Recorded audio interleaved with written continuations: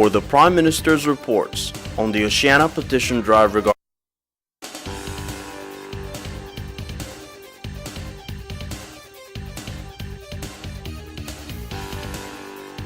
Stay tuned for the Prime Minister's reports on the Oceania petition drive regarding oil drilling and how a successful referendum is also a victory for our Belizean democracy. Also, hear reports on some of the legislative moves to deal more effectively with Belize's crime and violence.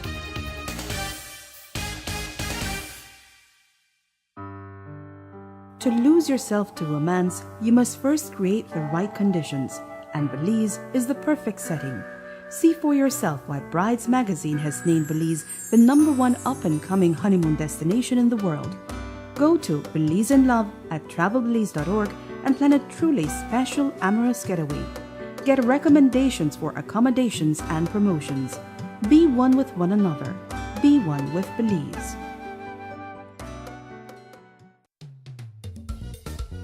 Be one with adventure. Be one with the magnificent Barrier Reef. Be one with the mysteries of the Maya. Rediscover the wonderful world that is your own backyard. Plan the perfect weekend or getaway at travelbelize.org with recommendations for dining and accommodations, packages and promotions. Be one with the extraordinary. Be one with Belize. At BNE, we work hard to make our country a success. As the single largest taxpayer, the success of BNE will make Belize's economy stronger and more resilient.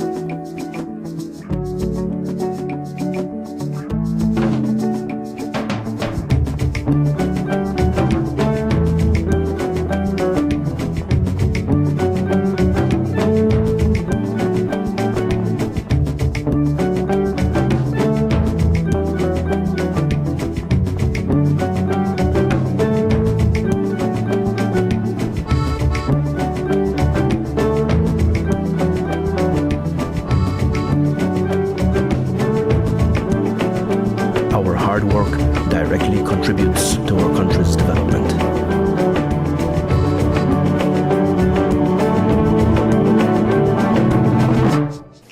Recently, Oceania and the Coalition to Save Our National Heritage announced that they're at a point where they've almost secured a sufficient number of signatures to trigger the referendum that they want, in which the people of Belize would be asked to decide on the merits or otherwise of offshore drilling for oil, and also on the merits or otherwise of drilling onshore for oil in protected areas. Now, when Oceania, in fact, does get to the point where it is able to trigger this referendum, that will no doubt be a victory for Oceania. But I want to make a point to you today. It will also signal a victory for the government and people of Belize and for our democracy in this country. And I want to recollect for you the fact that prior to 2008, this would not have been possible. The law on referendums, as it then was such that apart from the question of Guatemala, only the government of the day, via the National Assembly, could decide if an issue were of sufficient importance to have a referendum. The people of the country had no input into this. It was this government that changed the law to provide now for a group such as Oceania or any interest group in this society to start a drive, and if they get the required number of signatures, to have a referendum, to oblige the government to hold a referendum on a particular issue.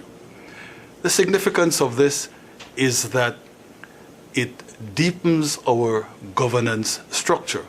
And too often we get so carried away with the hard issues, with the hard questions of economic development, infrastructure development, social development, that we forget that just as important is this question of democracy, this question of making government more responsible to people, more accountable to people, of deepening and strengthening the culture of governance in Belize.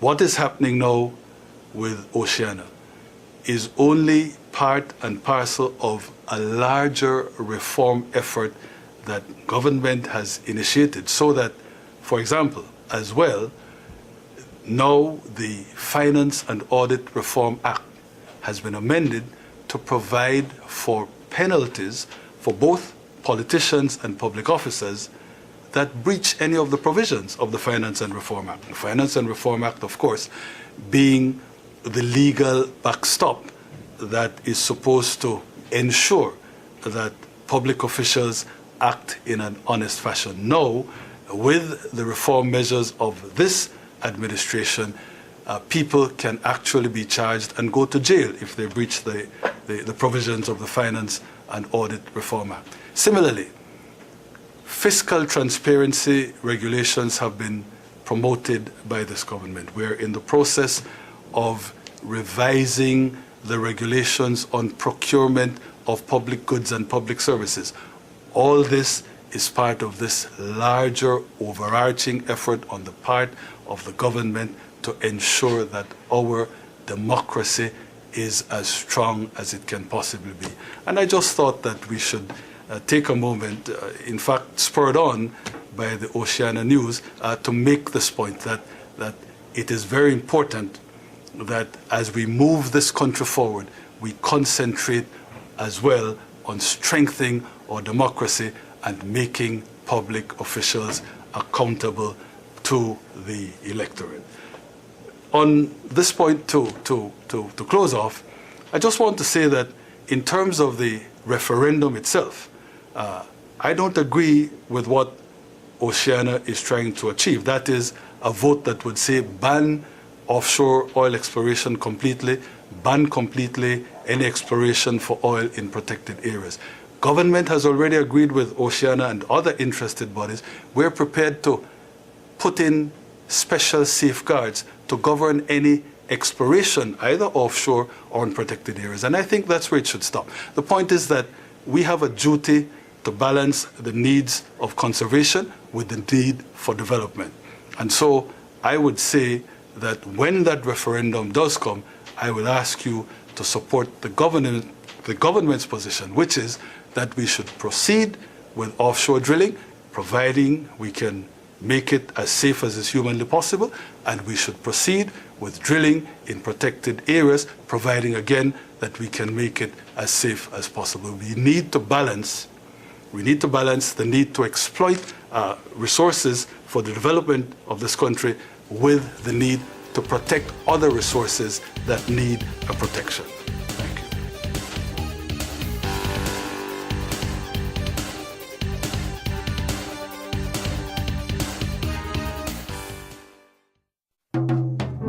At BNE, we work hard to make our country a success. As the single largest taxpayer, the success of BNE will make Belize's economy stronger and more resilient.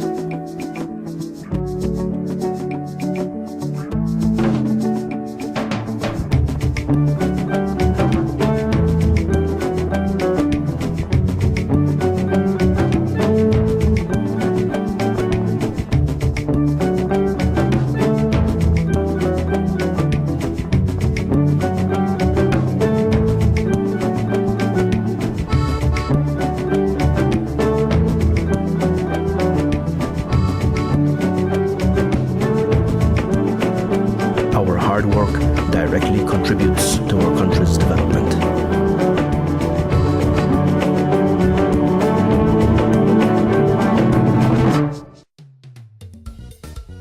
Be one with adventure. Be one with the magnificent Barrier Reef. Be one with the mysteries of the Maya. Rediscover the wonderful world that is your own backyard. Plan the perfect weekend or getaway at travelbelize.org. with recommendations for dining and accommodations, packages and promotions. Be one with the extraordinary. Be one with Belize.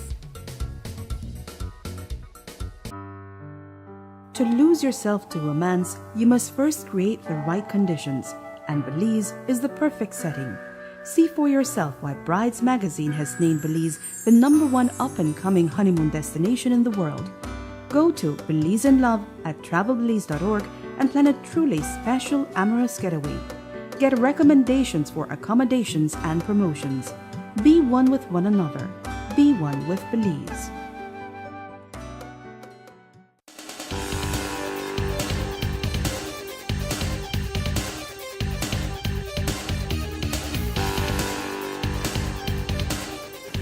Recently, government introduced a number of legislative measures in the House of Representatives, and these had to do with strengthening the legal infrastructure in terms of the fight against crime. On the weekend of, I think it was the 21st of May, things happened in Belize City that underlined the importance of what government is trying to do. There was a total of something like 9 shootings over that weekend, with 2 or perhaps 3 fatalities. If there was any more urgent reminder of the need for government to do whatever possible on all fronts, I can't think of such. Clearly, the effort to deal with crime and violence, while it is a continuing one, while try to ensure that we go at it always in an unrelenting fashion, still requires an even greater effort. And what we're trying to do, by way of the legislation we've introduced, is to ensure that we can deal far more effectively with those in the criminal underworld, those involved in the criminal gang lifestyle that we are able to catch. No. The thing is that the opposition to what we're attempting is already loud and long. The complaints are almost innumerable. But given the overarching duty on the part of government to take this fight to the criminals, to take the efforts forward, I believe that we have a right to ask for your support for the measures that we've introduced. I want to make this point. Government is quite clear as to the fact that the enforcement side of things, concentrating on the enforcement side of things, is not going to be enough. And that is why about a year or so ago, we chartered the Restore Belize initiative. And to make the point that we continue with this two-pronged approach, both to go harder on the interdiction side, but as well to strengthen our efforts at social intervention so that we can attack the underlying causes of crime, it is timely to point out that just about a week or so ago, Restore Belize had the first ever community day at the Comabatch Field in the Port Loyola area. Now, this has been for a long time a kind of ground zero for criminal activity on the south side of Belize City. The day went extremely well. The community did come out. There was a huge degree of involvement, and it serves to punctuate, it serves to underline, it serves to emphasize this point that I am trying to make to you, that government remains committed to doing two things. Both, as I said, to go after the criminals in an even harder effort, but as well to try to ensure that we do the sorts of things, especially for our young people, that can help socially to wean them off of the criminal lifestyle. So it gives me a chance to say to all those that have been involved in Restore Belize that it is a year of effort that I believe is already beginning to pay dividends. And let me just remind you that Restore Belize is a kind of coordinating outfit. They tried to bring together all the various agencies that are responsible for help with things like literacy programs, feeding programs, parent empowerment. Restore Belize, at the end of its first year, at the close of business for its first year, is now able to put forward a hard plan of action that has been developed by consultants on the basis of a proper analysis of the whole situation, on the basis of a proper analysis of all the facts that go into the making of this phenomenon that we have witnessed. But I want to end by saying two things. Again, I want to ask for support for government's legislative measures as we go harder at the enforcement aspect of things, but I also want to ask for continued support for Restore Belize, even as I congratulate those that are leading the charge where the social intervention side of things is concerned.